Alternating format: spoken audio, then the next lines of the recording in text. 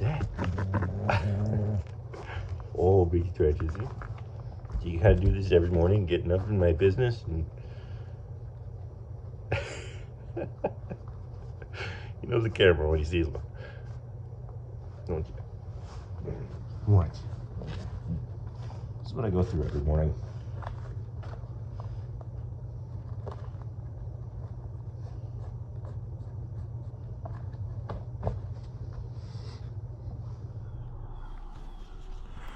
Good morning, everybody. Welcome back to How Farms Work. Winter is in the air.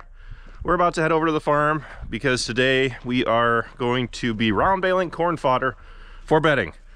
So we've got some bales made already over at the main farm, but Travis doesn't think that's even going to be enough for his cattle. So Dad went out, mowed a little bit at Rockville last night. He came out and mowed this entire top strip out here. I'm hoping that'll get me at least 100 bales, and I'm hoping that'll be enough to get me through the winter. When I haul manure out, I'm going to take the manure out on the top strip up there to try to replace some of those stalks and nutrients that we take off by baling the fodder. We're going to wait for the frost to get off the ground, and after that we'll start baling.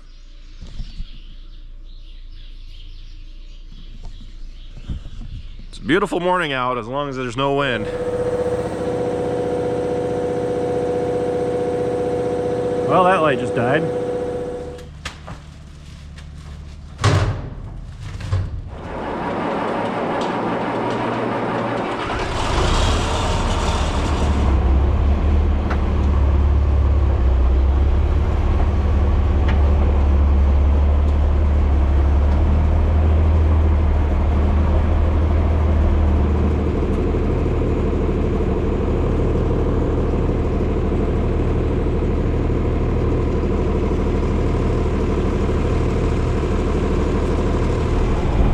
Decided to wait a day because yesterday morning we discovered we got a rain shower, so the stalks were particularly wet yet, and they were calling for sunny weather today and a high of 50, so looking forward to that high temp. But we waited so that the stalks weren't quite as wet. If you bale wet stalks, you can get a lot of mold in the fodder, and it's not going to make very good bedding when you go to feed it out in sub-zero temps. So we're in the 40-20, got the Gale rake on the back. We aren't using the Rhino RDF 14 as much as I would like to. The 7600 is on the rotary mower. The baler is on the 8235R, and Dad is chiseling right now with the 4640 here. So we don't have very many tractor options, which is leading us to have to rake with this tractor. But that's fine, because all we need is enough bales to get us through the winter. So we've got the Fosse valve on the 40-20 to split the SCV up into two so we can run this rake. Forward is our wing control, and then backward should drop the rake, which it's doing just extremely slow. Might need to speed that up a little bit.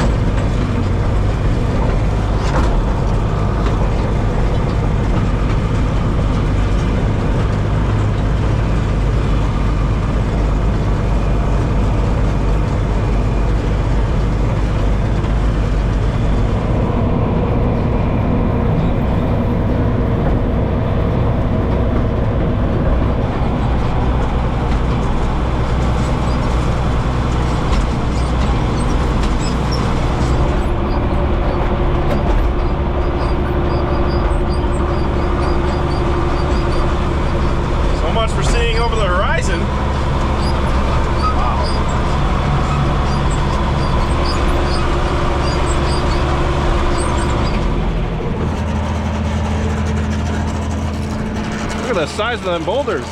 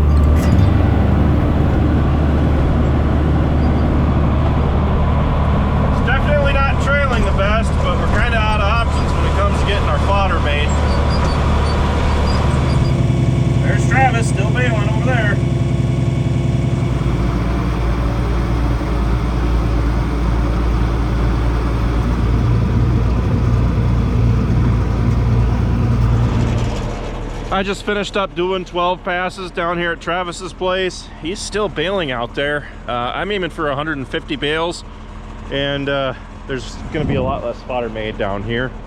But we've also got an extra 30 bales that he just made at the main farm. He doesn't want that much fodder down here because if he has to for Dad's cows, then he can just haul fodder bales from Rockville down here. So I'm gonna clean off the rake and park it for the year. This is gonna be the last that, well, we used the Gale rake for hopefully a long time. This isn't my first choice to use because it doesn't do nearly as good of a job pulling stuff in. It does rake in a lot of dirt, and you'll notice Travis, as he was baling, wasn't putting the pickup on the baler all the way down because there's a layer of dirt on the very bottom of the windrow. And since we had all that moisture, the dirt got mixed in on the lower half of the windrow, so he's going through and skimming off the top of it and picking off the dry stuff. This isn't optimal conditions for making bale fodder, but looking at the forecast, we just decided that it's better to make it, and rather than waiting any longer and risk possibly not getting the bales made, but also off the field. So in the morning, we're gonna start moving bales in, and I'm either gonna let the bales sit and air out, or depending what the weather and the forecast is looking like, I'm gonna go through and wrap the bales out at my place at the very least to try to get them to last longer. But it really just depends on the moisture of the bales, really, whether I feel like they need to air out any. But it seems like I think it'll be pretty good stuff because he is going through and keeping the dirt out of the windrow by picking that pickup up. Let's clean this off and unhook the rake.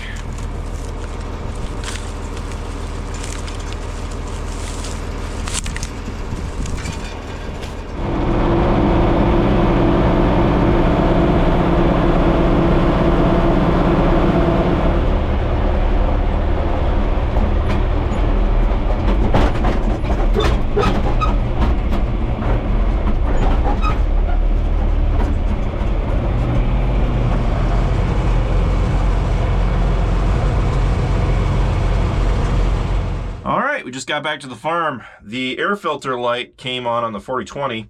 I pulled the air filter out and it's not that bad. Dad said that there's another filter above it, but you got to take a bunch of stuff off and you got to remove the hood to get that one. So the 4020 is going to sit until we can get that upper filter changed. You see the lights in the dash. You got your generator, air filter, and then your engine oil pressure. So I have hardly ever seen this one light up. Like I said, we typically tend to keep our air filters very clean. So I was a little surprised when that came on, and I pulled it out and there wasn't really much of any dirt in it. We did replace the engine air filter, but we're gonna have to take the hood off to get at that upper one, which I've never seen. But Dad says it's there. So that's definitely what's doing it, because even though we replaced the engine air filter, the light didn't go off. But I just did 12 or 14 passes down at Travis's place, and Travis is going to head down there and finish baling those strips when he's done out at my place, which he should be heading down there right now. In the morning, we're going to start moving bales in, and we'll be doing that in our next video. So be sure to stay tuned, guys. Thanks for watching. Be sure to check out all of our other videos. Be sure to like, comment, and subscribe. And be sure to follow us on Facebook, Instagram, TikTok, and Snapchat. All how farms work. And with that, I'll see you next time.